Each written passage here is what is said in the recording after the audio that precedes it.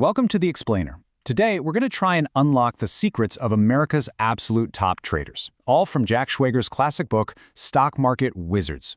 Now, he went around and asked them a really simple question. What makes you so successful? And you know what? Their answers had almost nothing to do with predicting the market. So the book kicks off with this brilliant metaphor. It's a huge warning against what you might call market myopia. You know, that tendency to get so completely lost in the tiny day-to-day details that you miss the massive trends, the big picture that's playing out right in front of you. So what's the deal? Do these traders have some secret formula? A crystal ball? Well, the book reveals it's something way more fundamental and honestly a lot harder to master than just some set of rules. Let's break it down. Okay, so the first, and I think the most important lesson from all these traders is that the real foundation of success has nothing to do with complex algorithms or super-fast computers. Nope. It's all built on psychology, discipline, and totally mastering your own emotions. Look, when most of us start out, we're chasing hot tips, right? We're desperately searching for that one secret formula, or we're trying to predict the market's next big move. But the wizards, they're playing a totally different game. They focus inward. They know that mastering emotional control, developing real self-awareness, and just having unwavering discipline, that's what truly separates the winners from everyone else. And there's really no story in the book that illustrates this better than the journey of a trader named Stuart Walton.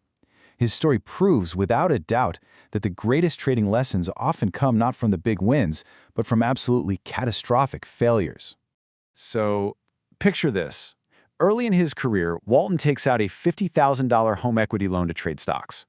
He was doing everything wrong, listening to rumors, shorting good companies, buying bad ones, and within just 3 weeks, he had lost 75% of it. Almost everything was gone. His own words for this moment, he called it the black abyss. And you can feel that, right? It was a financial and an emotional rock bottom. He'd lost a decade of savings in a matter of days, all because he had zero discipline and was just blindly following the crowd. Hitting rock bottom like that was the wake-up call he absolutely needed. Now, a lucky trade ended up bailing him out, but the sheer terror of that experience gave him what he called clarity. He finally got it. To succeed, he had to shut out all the noise and develop his own approach. And that really raises the key question. What does a successful approach even look like? So if the big secret is just have your own method, you gotta wonder, right? Just how different can these winning strategies be? Well, the book introduces us to two masters who are complete polar opposites, and they prove there is no single right way to do this. First up, you've got Michael Lauer. He's a methodical, disciplined value hunter.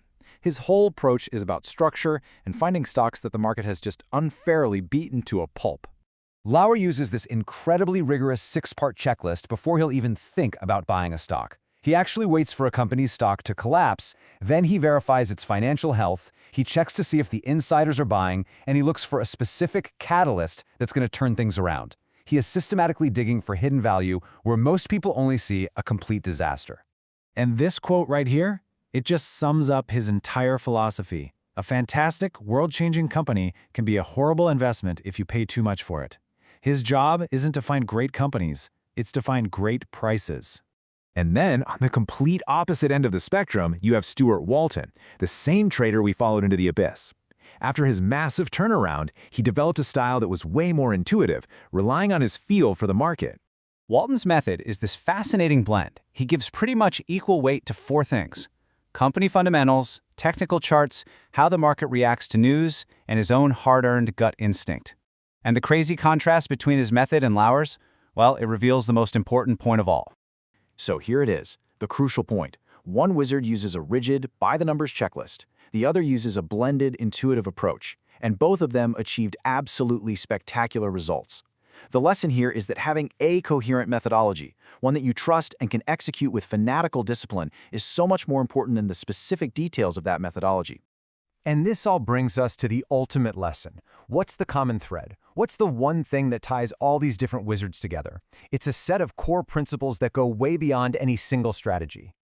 I love this part. Stuart Walton literally tapes these rules to his computer monitor, and they highlight the true common ground among all the wizards: fierce independence, the humility to cut your losses and admit when you're wrong, and an unshakable confidence in your own process.